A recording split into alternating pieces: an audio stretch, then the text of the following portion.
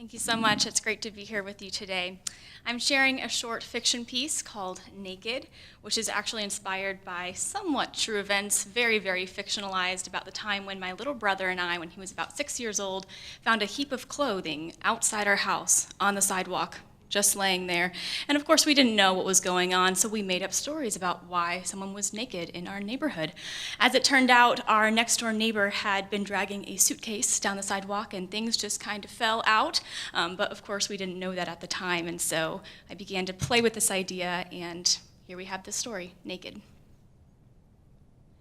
On May 14th, Lola, a librarian, found a curious thing in the library.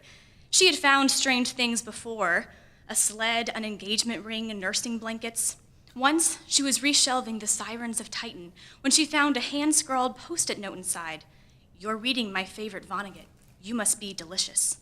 There had been Monopoly money tucked into bindings, crinkled letters, house keys. But this morning, there was a heap of women's clothing on the floor. First shoes, then socks, then slacks, right down to silken drawers.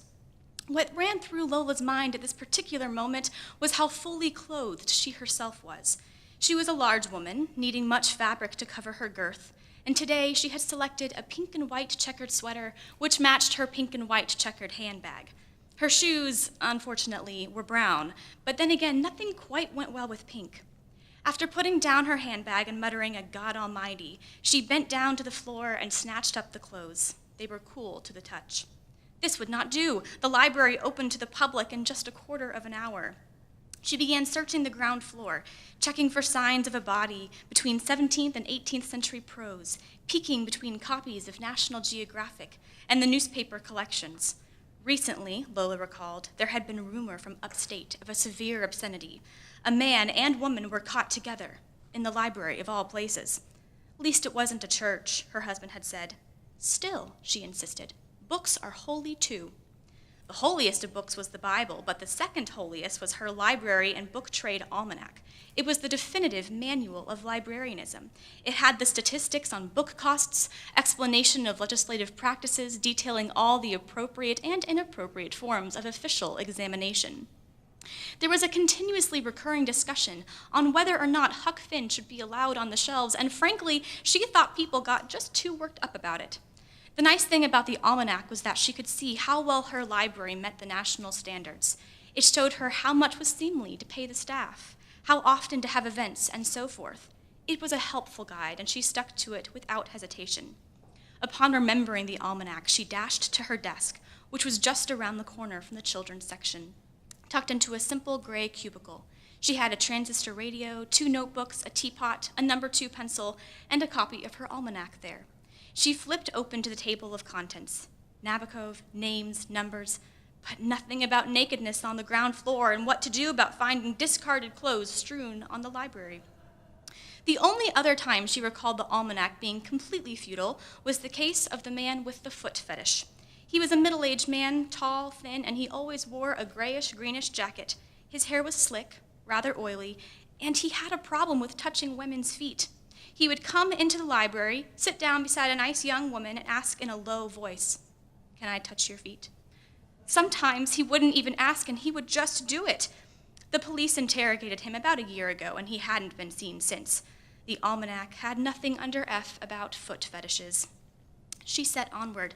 These clothes were most assuredly not here last night, which meant the culprit was still tucked away somewhere, and the library opened in just a few minutes. Soon Bert, the town's living expert on Elizabeth Bishop, would come rumbling in with his too tight pants and his prickly beard, and he'd say, "Good morning," and she'd give a little smile, and soon mousy Deborah, the thin, wispy thing whose husband had died last year and who just began working for the first time in years, would come through the door. She worked the front desk. She wasn't a very pretty face to see upon first coming in the door, but at least it was a face, and at least she could smile, though it was toothy, and at least she came in fully clothed. Lola marched through the memoirs and the cookbooks, anger rising. There was an intense stillness in the library as she strode through, the way the certain slant of light hung upon the east wall, the sun just rising pink and white. As she walked, she noted a few texts that were out of place in the magazine aisle. There were also a few books that needed dusting in the history section, but there was no sign of a woman.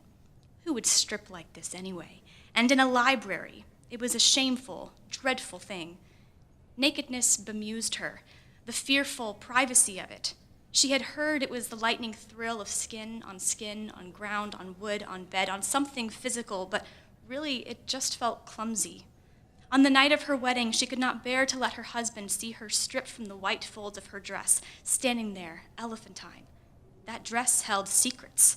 He waited in bed for her. She had married a patient man, while she turned off the lights, unbuttoned the dress, and furiously threw on a cotton white slip.